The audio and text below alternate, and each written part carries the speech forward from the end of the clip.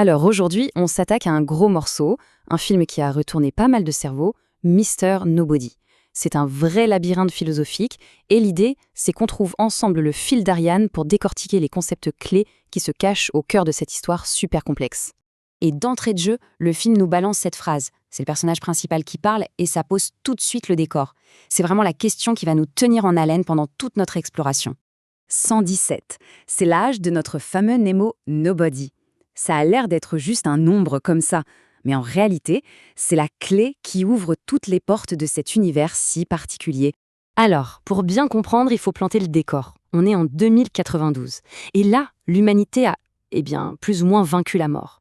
On a trouvé le truc du renouvellement cellulaire infini, on est devenu quasi immortel. Et au milieu de tout ça, il y a Nemo, 117 ans au compteur. C'est une sorte de relique vivante, une anomalie totale. Il est le dernier mortel sur Terre, le tout dernier humain qui va mourir de sa belle mort. Imaginez le truc, sa mort est devenue un show télévisé planétaire. Et c'est là que ça se complique vraiment, parce que cette situation, elle est unique, et elle pose un sacré problème. Un psychiatre essaye de démêler son passé, de l'aider à se souvenir, mais les souvenirs de Nemo, c'est un vrai sac de nœuds. Ils se contredisent tout le temps. C'est comme s'il avait vécu, 3, 4, 5 vies en parallèle. Un vrai casse-tête. Du coup, la grande question, celle qui nous obsède tout le long du film, c'est « mais qui est vraiment Nemo, Nobody ?» Le mari fou amoureux, l'ermite qui vit seul, le businessman riche à millions mais complètement blasé, ou est-ce qu'il est tout ça en même temps? Pour avoir ne serait-ce qu'un début de réponse, il faut qu'on s'attaque au concept central du film.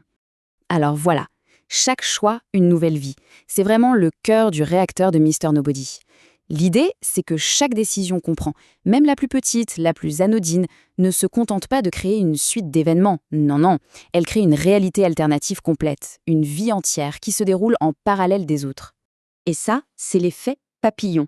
Nemo en parle lui-même dans une scène mémorable. Il raconte comment un type au Brésil, un chômeur qui fait cuire un œuf, a déclenché une série d'événements.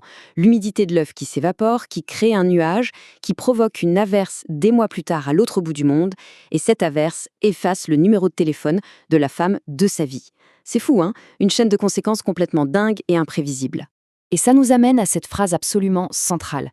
Tant que tu ne choisis pas, tout reste possible. C'est ça le paradoxe du film. Le choix, c'est un super pouvoir, ça donne forme à notre réalité. Mais en même temps, c'est terrifiant, parce que choisir une porte, c'est accepter de fermer toutes les autres pour toujours. Et le premier, le plus gros carrefour de la vie de Nemo, c'est celui-là, la gare. Imaginez la scène. Il est gamin, sur le quai. D'un côté, sa mère qui monte dans le train pour partir. De l'autre, son père qui reste.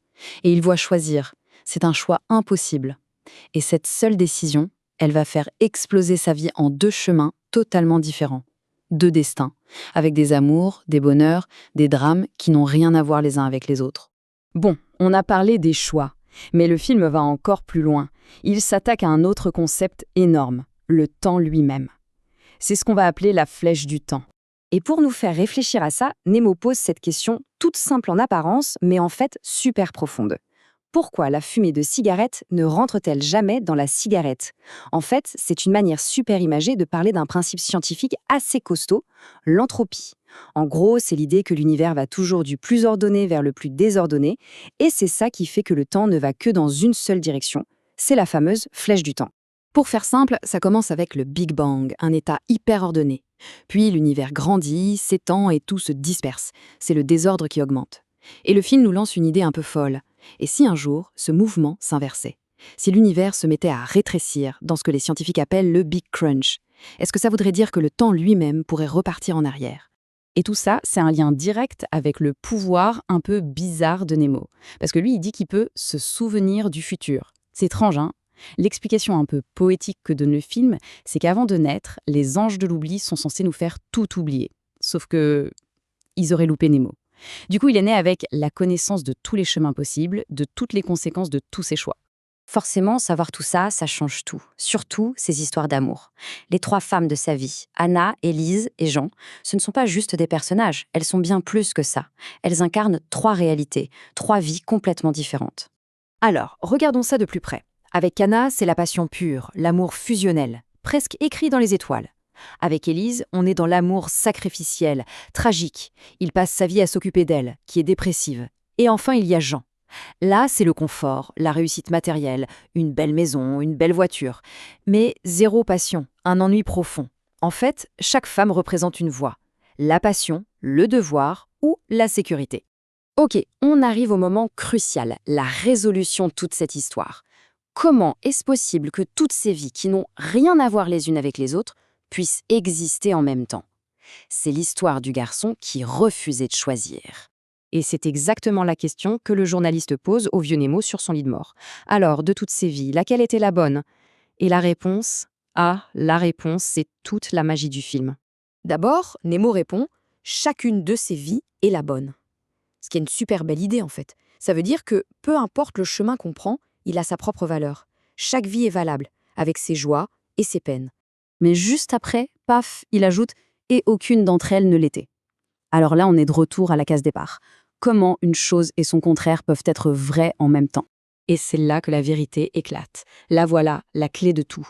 Tout ce qu'on a vu, le vieil homme de 117 ans, ses 3 femmes, ses 3 vies, tous ces souvenirs qui s'en mêlent, rien de tout ça n'est réel. En fait, on a seulement été dans la tête d'un gamin de 9 ans. Un petit garçon, debout sur un quai de gare, paralysé par un choix impossible. Aux échecs, il y a un terme pour ça, le zugzwang. C'est quand on est obligé de jouer, mais que n'importe quel coup qu'on fait va empirer notre situation.